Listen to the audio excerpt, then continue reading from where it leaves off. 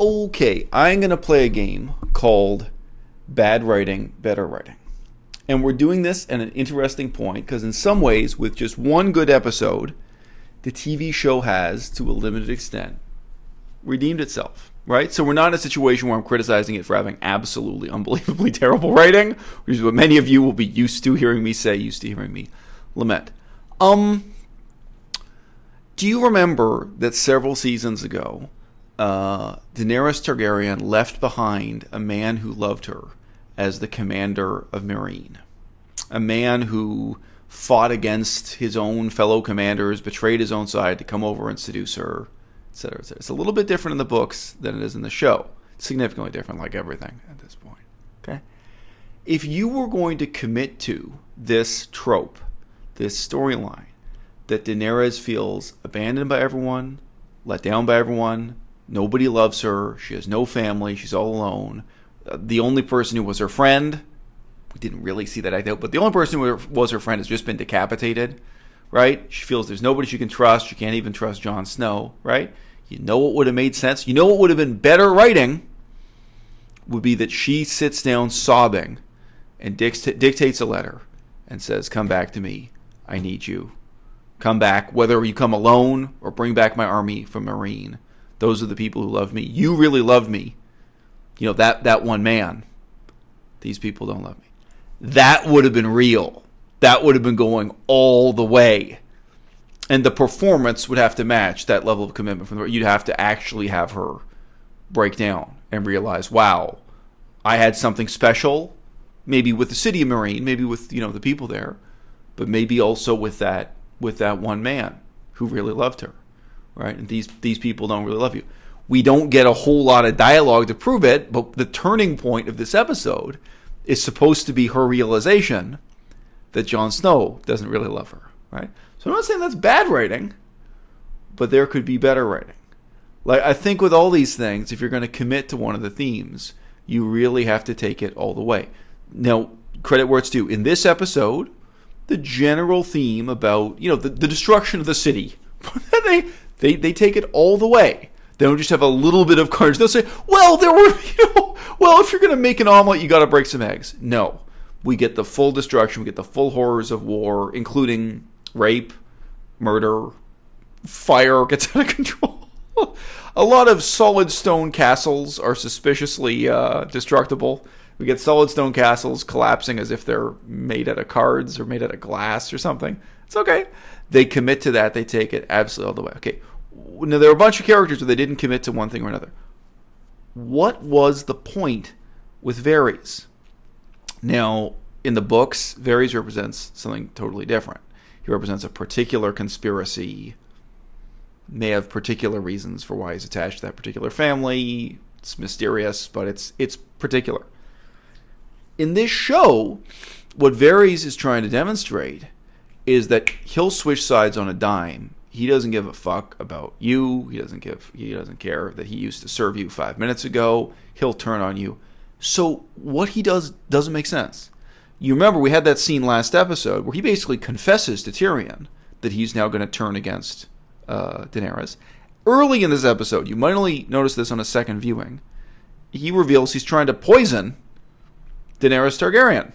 Right? He has this little girl come in and she complains she doesn't eat. And he says, he indicates his plot is foiled. They'll try again. So it's not really subtext, but we have it hinted at that he was even trying to poison Daenerys, which makes sense. So he's trying to poison her, assassinate her. So last episode, or this episode, he should have killed Tyrion. Tyrion knows too much. Tyrion does indeed, as it's shown to us, Tyrion rats him out or lets him down, or Tyrion is the one who tells Daenerys, who results in his execution. So if you're going to commit to that all the way, that either you have to have him, Varys has to kill Tyrion, or, you know, you really take that trope all the way, where it's just, look, he's a guy who'll switch sides on the drop of the dimes, turn to that, whatever. No notice, pack and go, switch sides. And then we see that he shouldn't sacrifice his life. It makes no sense. He should leave town or whatever. He should put on a disguise and disappear or whatever. He should continue playing the Game of Thrones. by his rules too. He said, hey, he's seen more than 6 kings come and go in his career. This is another one. Well, bad bet. Stack up the deck. Let's draw again. Maybe better luck next time. It does not make sense to present this man, a lifelong intelligence agent or whatever, double agent, serving many sides, as suddenly a man of principle when they've made no effort, the screenwriters, to tell us what those principles are that he would die for. We don't have that sense of him being a man of principle. And all he can say for himself is that he wants good people to be on the throne instead of bad people. Well, if you're such a judgmental guy, again, doesn't make sense. What did you think? You knew Tyrion wasn't going to back you up, and you knew. There are a lot of smaller characters where I wish they had committed to something or another. What is the deal with Davos? What is his motivation? Why is he in this war? Again, you kind of have to commit to one thing or another. Is he a free agent? Is he this or is he that? The ultimate lack of committal to much of anything, I think, is Jon Snow himself, right? Okay, before we come to Jon Snow, let's talk about the religious themes a little bit again. It used to be a big deal that Varys was opposed to the rule of Stannis Baratheon because Stannis Baratheon worked for this supernatural force, the Lord of Light, and this religion, and that Varys had his particular background with black magic, put it that way. And he was a staunchly secular, anti-magic kind of person. Well, again, what does Daenerys represent? What do the dragons represent? There are kind of questions there. I mean, he could have had a plot line that made sense that way. Melissa, you're far enough in the books to know this. Davos also, in the books, he has a really strong connection to religion. At one point, he tries to assassinate Melisandre. His story arc is defined in very religious terms. Of course, even Cersei Lannister, religion's a huge part of her story arc. It's just kind of weird here. I mean, at least one of the major surviving characters at this point in the story could be seriously motivated by religion. I mean, Jon Snow, you literally died and came back from the dead. Doesn't change his motivation or character in any way. Nope, just same old Jon. I mean, at this point, Jon Snow is truly just a nondescript hero. There's almost nothing else that can be said about him. He's a nondescript good guy. Doesn't have particular motivations. He really has very few particular characteristics, as they've realized in the show. Okay, but Jon Snow, not only did you die and come back from the dead, your brother, you knew quite well, Bran. I mean, Bran was his brother. They really did grow up together. They're not estranged brothers. They didn't grow up. It's not like a divorced family where they grew up in separate homes. You grew up with Bran. And Bran has come back from a supernatural journey beyond the wall with magical superpowers.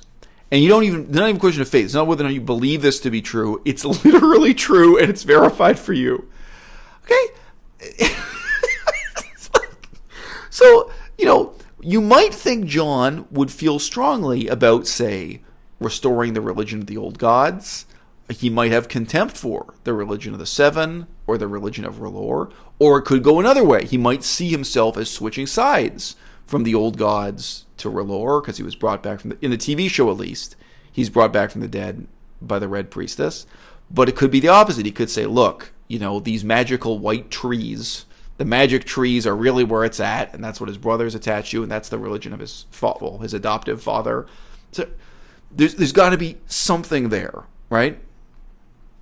Again, this particular episode, I can't say is a spectacle of bad writing.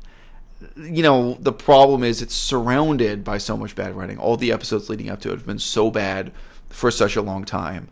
In effect, if you watch this episode in isolation, the character of Daenerys Targaryen makes sense within this one episode. Many people are already complaining. If you look back over the last 9 years, it really doesn't make sense. So, I mean, this is the woman who freed the slaves. This is the woman who made a long series of morally loaded, decisions. One of her turning points early on, Melissa, I think you will have read this in the books already, is when she refuses to allow the women to be raped by the by the horse lords of Essos, by the Dothraki. The Dothraki sack. It's really early. They sack and loot a town, and she says, "No, you can't rape and enslave these people." And the answer from them is like, "Well, what do you mean? Our whole economy consists of, this is what we're doing." That was at the point where the Dothraki are trying to store up money to put her on a boat and send her back to reconquer Westeros, which would have made the novels quite a bit shorter if that had worked out. That could have been wrapped up in volume 2 or something if that had worked out. Is this long series of kind of morally loaded decisions she makes that sort of defines her character. In the TV show, it's cut really short, but she marries a man she doesn't love in Meereen for the sake of the peace of the city. She has that short-lived marriage. In the books, it's a bigger deal. The books, it seems like everything takes more time because so many years have gone past since they. So this is someone with some characteristics of self-sacrifice, self-discipline, public spiritedness, doing the right thing because it's the right thing to do. And now all of a sudden, again, I just feel they didn't commit to it. They didn't go, all the way with it. Her pathos here is the sense that nobody loves her, nobody appreciates her, nobody wants her. She can only rule by fear. And by destroying this city, she's going to make the Seven Kingdoms afraid of her and in awe of her and so on and so forth. There's a really strange lack of long-term thinking on her part. You could say this about Jon, frankly, and all the characters. Maybe all the characters except Bronn. Bronn seems to be the only guy who wants to found a dynasty, who wants to start a royal household, or sorry, I shouldn't say royal household. He wants to start a feudal household that's going to carry on for generations. And he talks about the future. If you're Daenerys Targaryen, one dragon can't lay any eggs. 2 dragons can lay eggs, right? It's significant in the books, that Daenerys believes she's barren, that she can't have children after her miscarriage. And presumably in the next book this will change, but we don't know. Maybe she'll remain barren. So her sense of who her children are and who her legacy is caught up in the dragons. So, you could be scouring the Seven Kingdoms for other dragon eggs. They're an artifact that's around. It's stated in both the books and the TV show. They're very valuable, but it's a known thing. There are plenty of dragon eggs around, and most people just regard them as something solid stone, like a gemstone. It's just a curiosity. But no, they actually can't. Someone like Daenerys actually can warm them up and hatch them to bring new dragons into the world. Seems to be a very strange lack of interest on her part in the future of her dynasty, or again, what is supposed to make her dynasty different from the dynasties that came before. In Essos, you were ending slavery. I thought the whole point was going to be that in Westeros, she was going to end feudalism, she was going to end serfdom. She said, does anyone remember when she said she was going to break the wheel? Do you guys remember that? What was that supposed to mean? She was just going to burn everything down and rule on top of the ashes? It's not coherent. There's supposed to be some plan for something better. That specific speech on the TV show, Breaking the Wheel, was really saying she was going to bring an end to feudalism in Westeros. So I thought something other, maybe democracy, you name it. Again, in the books, there are interesting discussions of democracy. In the TV show, absolutely none. Unless you count the fact that Jon Snow himself was elected at the Night's Watch. Out of that alone, you could have had some kind of interesting discourse. You could have had Jon saying to her, where I come from, the northern end of the North, we actually have this thing called voting in elections. That's how we choose our leaders, That could have been something. We say, okay, this is how you break the wheel. This is how you change things. This is how you put a check on the power of rulers. There were a lot of opportunities for better writing. Okay? So that's all I got to say for this episode. However, as I said in my first video on the topic, this was not a disaster. It stands up as a work of art. It stands up as a film in its own right. It really is too bad that they're committed to having all the characters say so little. That's continued. The number of lines of dialogue is very few. Oh, right. Sorry. And the other thing I was going to say was, when you look at someone like Daenerys or anyone, there's this weird lack of thinking about the future. There's also a total lack of interest in the past, right? Okay, so, if Daenerys really believes that her right to rule is based on her bloodline and her hair color, right? She should probably be interested in the lost city in Essos that her family comes from and where dragons come from and so on and so forth. We get referred to on the TV show a lot as Valyrian steel. What is Valyria? What makes Valyria special? What is the special thing with swords? Again, and you don't have to run up the budget. You could just have dialogue. You could have just had her talking to her best friend before she was decapitated. You could have had her talking to her maidservant and say, look, what is this word Valyrian? Why is Valyrian steel the best kind of steel? Why do people, what's special about me having Valyrian blood? What does that matter? Again, the stakes would be different if you had some discussion of the past and some discussion of what she was trying to accomplish for the future. I think one of the best dramatic devices for raising the stakes and just for intellectually deepening what's going on in the plot is to have people discuss different plans. So what is the future scenario now? What's she going to do with Jon Snow if she thinks Jon Snow doesn't love her, has betrayed her, has let her down? And that's what this episode shows you. Jon Snow doesn't love her or doesn't love her enough, and he has betrayed her, both technically and actually, and he's let her down. Okay. She could have said to him, or she could have said to Grey Worm, again, Missandei's gone, she could have said to someone, she could have said, when I'm done burning down this city, I'm sending Jon Snow back to the Wall. He was Lord Commander of the Night's Watch. He broke his vows. He can be sent back there. He can rebuild the Wall. And he can live the rest of his life in exile at the Wall because he turned me. Bam. Even if it never happens, even if she falls back. You see, just talking about the possibility, and let's say Tyrion is in the room. Of course, Tyrion now has no character and is not interesting. Someone else intelligent in the room, and then would say, no, don't do that. Do this instead. Here's another possibility. Someone else suggests a third possibility. When you have several strategic possibilities put forward, I think it really enriches the plot and raises the stakes in many ways. And when you don't do that, one of the problems with this show for many years has always been that any action undertaken by the characters neither seems heroic nor villainous. Because in every situation, it's like, well, what do you expect? That was the only thing she could have done. There was only one thing she could do. Everyone's kind of backed into a corner, heroes and villains alike, where they don't seem to have other options. And that makes things shallow and makes them ethically insignificant. Okay, guys, only one episode left. Only one question is yet to be resolved. Will Bronn get his castle and his bride? The fate of Bronn. We had Bronn give the philosophical position of the showrunners. Dan and Dave, the scriptwriters stepped out from behind the curtain and had Bronn deliver us this philosophical lecture that their theory of government, the only political philosophy this show has left, in contrast to the book, is that, the most brutal and tyrannical person wins the war and then establishes a new household. And that's got to be Bronn. I thought at any moment Bronn might step out. I thought Bronn might interrupt the fight between the Hound, between Sandor Clegane and the Mountain.